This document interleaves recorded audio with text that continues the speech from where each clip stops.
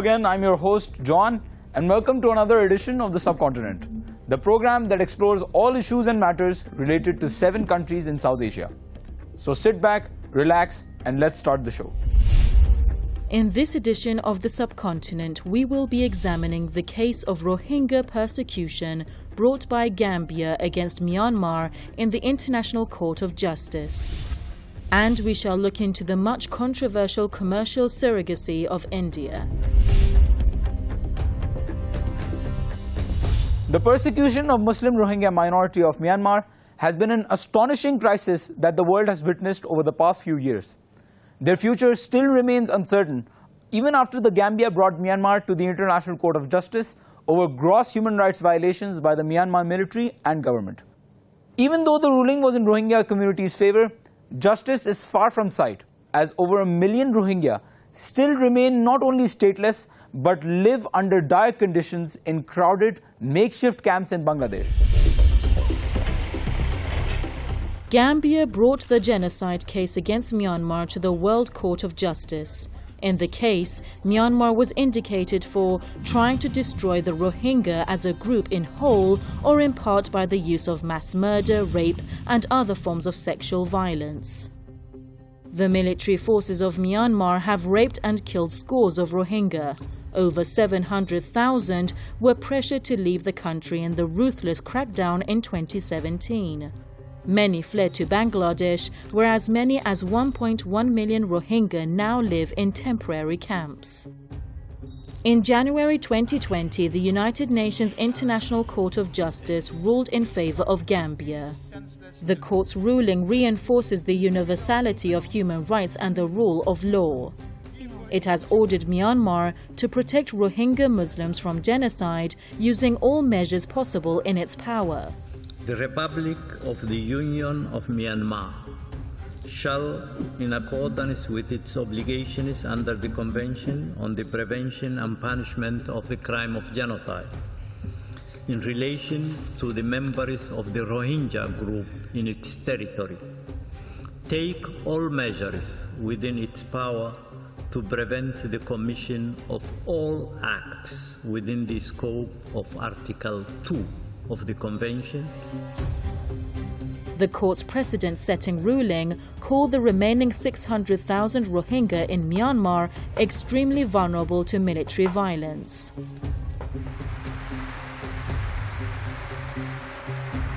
Over 20 years ago, the Norwegian Nobel Committee awarded Aung San Suu Kyi the Nobel Peace Prize for her non-violent defiance against Myanmar military. She was also awarded the Sakharov Prize for Freedom of Thought. However, now she is defending the very military that she was imprisoned by when she requested that the court drop the genocide charges in 2019. Myanmar requests the court to remove the case from its list. This ruling against Myanmar begs the question, can the ICJ really do anything? Well, the ICJ rulings are binding, but there is no enforceability mechanism to ensure that the states follow through and act in accordance with the rulings. Some say that the ruling has only helped in highlighting the issue internationally. This reminds us of a system where the oppressed can only hope for a miracle, but Western imperial powers under the garb of human rights can enter and destroy any opposing country they wish while keeping their oppressive, totalitarian allies such as Suu Kyi in strength. Myanmar is scheduled to report back to the ICJ at the end of May 2020 and every 6 months after that. The court ruling comes on the heels of Myanmar's elections. Whether the court order is enforced may be influenced by the internal political atmosphere. The government is obligated to report its actions taken to stop cruelties against the Rohingya. But this is proving difficult, as government authorities and Myanmar's legal team have called into question the legitimacy and jurisdiction of the International Court of Justice. So the enforcement of the court ruling and Myanmar's reports to the tribunal will be dependent on the influence of international pressure. Refugees have made it clear that they do not wish to return to Myanmar under current conditions. They want assurance that the situation will be handled and that they can be safe with their rights protected in Myanmar. The horrors still continue in Myanmar for the remaining Rohingya in Rakhine State as more evidence begins to pile up regarding violence and torture by the military and Rakhine rebels against the Rohingya. There are still hundreds of Rohingya lost at sea and many more living in refugee camps awaiting justice. To discuss this issue further, we are now joined by Mr. Ne San Lin. He's a Rohingya activist and a blogger. Mr. Lin, welcome to the show. I'll jump straight into the question. What steps has the government of Myanmar taken with regard to the ICJ ruling? Myanmar is pretending as if they are complying the ruling of the court, but in reality, in the ground, nothing has been changed yet. Since after the ruling of the court on January 23rd, many Rohingya have been killed amid the fighting between Arakan Army, which is representing Rakhine Buddhists, and the Myanmar military. And also Rohingya are targeted by the Myanmar military, and some of them were killing from very short distance. So I would say nothing has changed after the court ruling of the International Court of Justice. So why is the court ruling of the ICJ considered significant? We have been suffering brutal oppression by the Burmese military and the government since 1978. It has been more than 42 years now. We don't even know how many thousands of Rohingya have been killed, how many thousands of Rohingya women and girls have been raped by the Burmese military since the operation has begun in 1978. So basically, we deserve the justice. We want the country system, the policy against us is discriminating everywhere. So we want to change the system. For that, the ruling of the International Court of Justice is very significantly important. And also the criminal who have ordered to kill the Rohingya, who have ordered to rape the Rohingya women, who have ordered to destroy the Rohingya villages, they should be tried at the International Criminal Court. So we want justice from both international court. Yes, even in the international media, the Rohingya crisis came under spotlight, especially after the ICJ ruling. I think it's important that we see how they've covered this situation so far, and then we can continue with the question and answer session. Myanmar's Ministry of Foreign Affairs said its own commission, the Independent Commission of Inquiry, found that there had been no genocide in Rakhine State. Myanmar's legal team also argued that because of the country's reservations on the Genocide Convention, the ICJ has no jurisdiction over this case. We urge Myanmar to implement these measures immediately and call on all nations to support this independent judicial process. Oxfam's head of humanitarian campaigns, Fiona Smith. The chances of Aung San Suu Kyi implementing this ruling will be zero unless significant international pressure is applied. The Security Council has not taken significant action on Myanmar, in part because of Russia and China's apparent willingness to use their vetoes to shield the Myanmar's government and military, HRW said.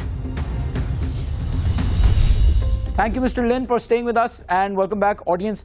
So, Mr. Lin, how would the ICJ and international pressure affect domestic politics in line of the upcoming election with regard to enforcement of the court ruling? As I mentioned earlier, nothing has changed. So the court ruling of this provisional measure didn't make any change in the ground. And in this election, in upcoming election, the both ruling party and the opposition party will use the Rohingya card as like the other right-wing politicians across the world who are using the Islamophobia as a tool to win in the election. So same like, you know, those politicians, Myanmar politicians will use the Rohingya as a tool to win in the election. And about 600,000 remaining Rohingya will not have the right to vote and right to be elected. So we had the the right to vote and right to be elected until 2015. In 2015, we were disenfranchised, but I don't see this is not going to change anytime soon.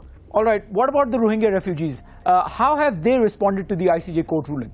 The Rohingya refugee, we call the genocide survivor in the Bangladesh camp, they have responded very positively because they are the people who fled from the killing field, who their family member were killed, children were killed, so they really want the justice. So they think that they will get the justice through this international court.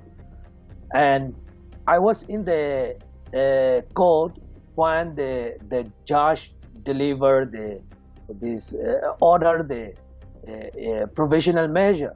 I thought the justice was partially served, but still a long way to go. I hope in about 3 hours of time we will have the final verdict from the International Court of Justice. Myanmar must pay back what they have committed the crime against us. Yes, absolutely. Justice should be served. Mr. Lin, thank you so much for being with us and sharing your views. Let's just take a look at how social media sees this situation, and then we can move on to the next segment. Anonymous says Gambia has filed a federal suit to prove Rohingya genocide case at the International Court of Justice.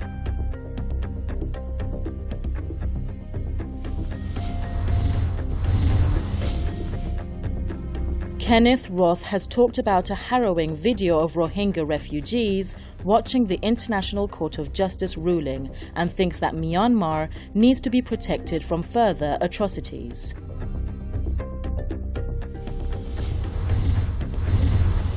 Ali H. Warsame expresses admiration for the Gambian justice who fought for generations and brought Aung San Suu Kyi to The Hague for her country's Rohingya genocide.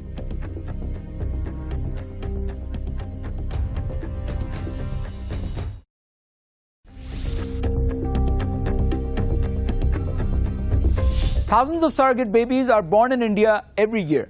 This country has often been called the surrogacy hub of the world, where infertile couples pay local women to carry their embryos through to birth. Commercial surrogacy is very controversial. First of all, the industry is still highly unregulated, so there is a major concern for the safety of the child, and even the surrogate. Secondly, the United Nations Human Rights Commission has warned that commercial surrogacy usually amounts to the sale of children. Until a few years ago, India was known globally as a hub for commercial surrogacy. Scores of couples who were unable to have children of their own were turning to Indian commercial surrogacy as a source for expanding their families. With thousands of fertility clinics in the country, the industry is a source of both controversy and hope. Since it was legalized in 2002, India's controversial export industry was transforming lives for impoverished Indian women. It was a business worth billions of dollars, fueled in part by tax breaks to encourage medical tourism. India seized on what is called assistive reproductive technology and opened the door for customers worldwide. There were an estimated 3,000 surrogacy centers in the country. One estimation had about 25,000 babies were born by Indian surrogates, more than 12,000 for Western clients in 2015. Baby! In no time, it has become a lucrative industry which is highly unregulated and in numerous centers lacks safety and transparency. The majority of surrogates are women living in poverty who see no other choice than to become a surrogate in order to provide for their families. Most surrogate mothers come from the slums and would receive up to $15,000 per pregnancy. The cost of surrogacy in India is up to $21,000, while in the US it would cost up to $130,000. India banned foreign commercial surrogacy in 2015. This means that only Indian citizens can now opt for this service in the country. But surrogacy in India is still very controversial. The Modi cabinet in February 2020 decided to accept a bill to allow married couples and single women to use surrogate mothers. This bill replaced an earlier version which limited the service only to infertile Indian couples who could ask only a female relative. Some argue that the latter option would have been better for India, even if it would have been restrictive for some. But why has commercial surrogacy been in the spotlight? Initially, this business was propagated in the absence of a law. It was unknown whether numerous surrogates received proper care and medical treatment which they deserved. Also, there were little records on who the parents seeking surrogates were. This issue was problematic as sometimes children born by surrogates were abandoned or disowned by parents. The synergy of parents' need for children and surrogate mothers' need for income caused agencies and middlemen to take advantage of these needs, often creating corruption and endangering surrogate mothers' lives. Also, there was little regulation on whether surrogates actually received the money they were promised by agencies which was paid by the clients. The Surrogacy Regulation Bill was passed, but there are still many amendments waiting to be implemented. The legislation completely bans commercial surrogacy and considerably limits altruistic surrogacy. The proposed law would punish malpractices, exploitation and abandonment of children and exploitation of surrogate mothers. Some are concerned that impoverished women who choose a career in surrogacy will be left with no other choices of income. While commercial surrogacy may seem as morally questionable, it was a significant source of income for many women in India. Replacing this source of income for the hundreds of thousands of surrogates is the next challenge. To add more insight, we have an international human rights activist and a lawyer at the Supreme Court of India, Ms. Karuna Nandi. Welcome to the show. So, why is this recent surrogacy bill significant?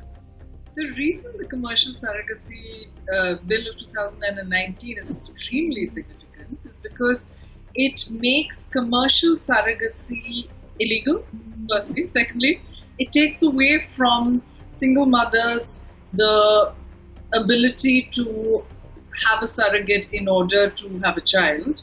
And thirdly, that even a married couple must wait for a period of 5 years and not have another child in order to avail of even altruistic surrogacy. All right, what is then problematic about this bill? The main driving force behind it was to limit the exploitation of commercial surrogates.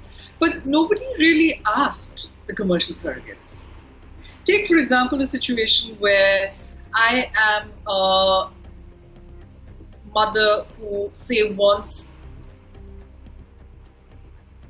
medical treatment for my family member, for my child, and I don't have the money for that.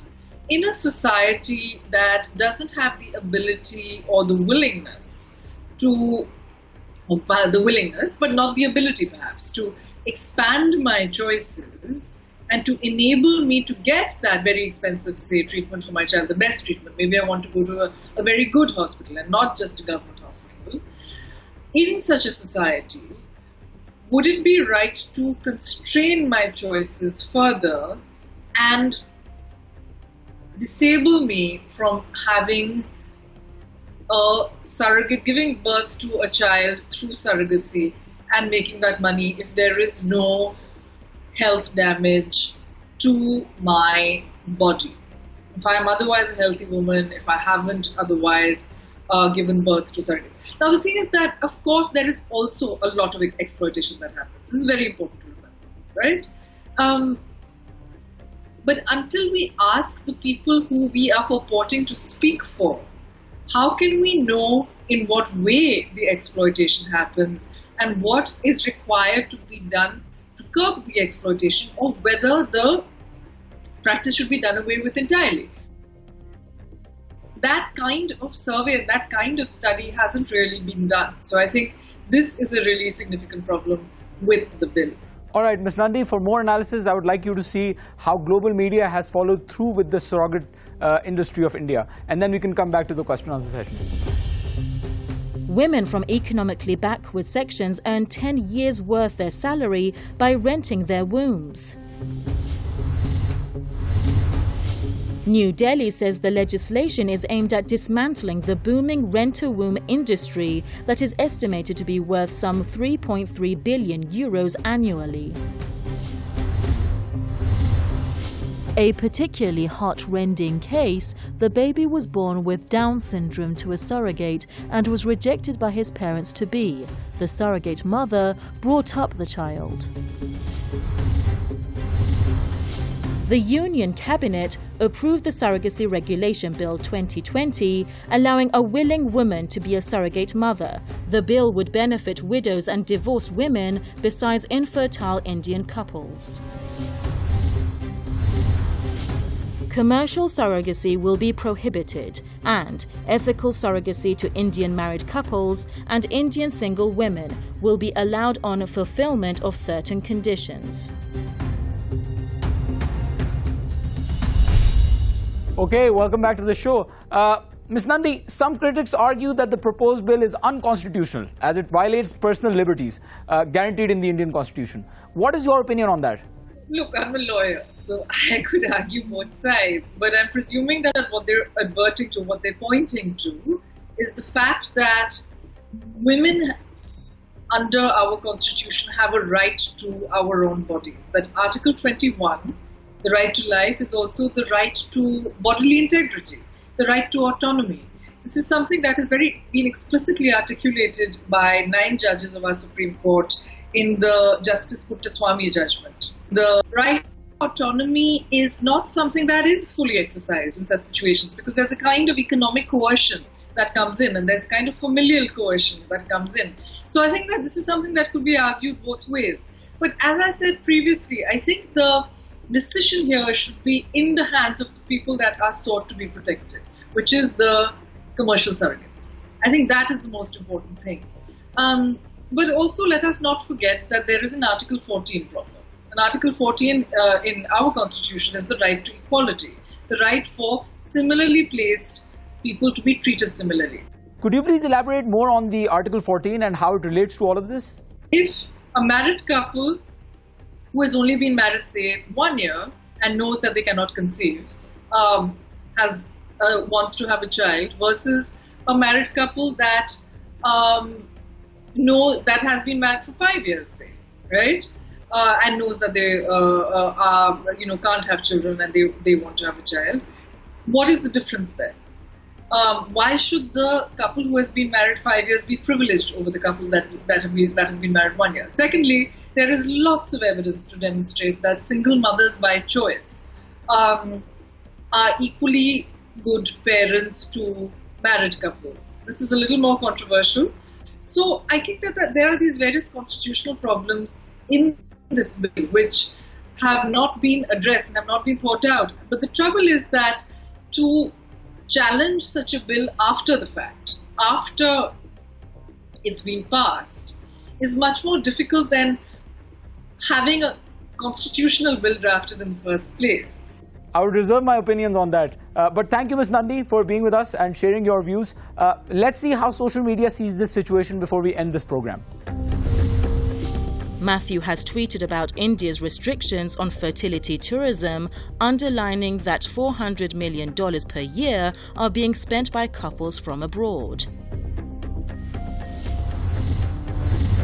Samriti Z. Irani believes that India has brought most progressive legislators in the world to support women's reproductive rights.